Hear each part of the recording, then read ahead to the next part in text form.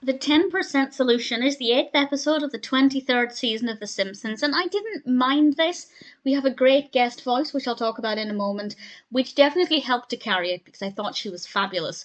The story revolves around Krusty, and Krusty is down on his luck and he needs new representation, and it just so happens that The Simpsons had just bumped into a talent agent, voiced by the wonderful Joan Rivers.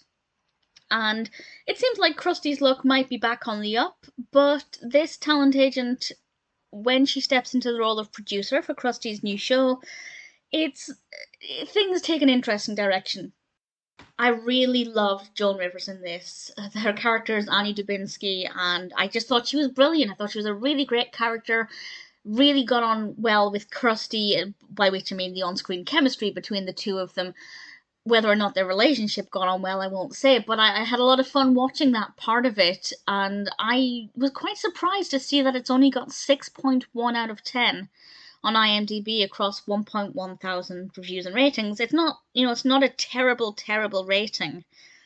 But for The Simpsons, it's quite low, even for this stage in The Simpsons. And I honestly, there was nothing about it that didn't work well for me.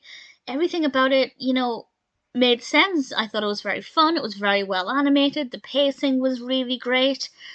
And I can't find anything about it that I think should have been changed. It's also got a really brilliant start with something Maggie does after watching television. I won't say what it is, but you'll know exactly what I mean when you see it. And yeah, it was a very interesting way of starting it, let's put it that way. But for me, it was all uphill from there, and that was a good start. It's not obviously the most fascinating narrative, not that much actually happens, but because it's very character driven and I really liked Krusty and Annie Dubinsky, it worked very well for me.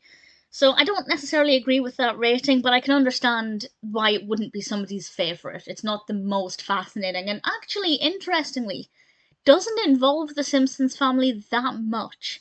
And I always find the episodes where the Simpsons family really take a back seat tend to not be quite as good. There are maybe some exceptions, but I can see why that would also contribute to it having a slightly lower rating. But for me personally, I thought the 10% Solution was not too bad.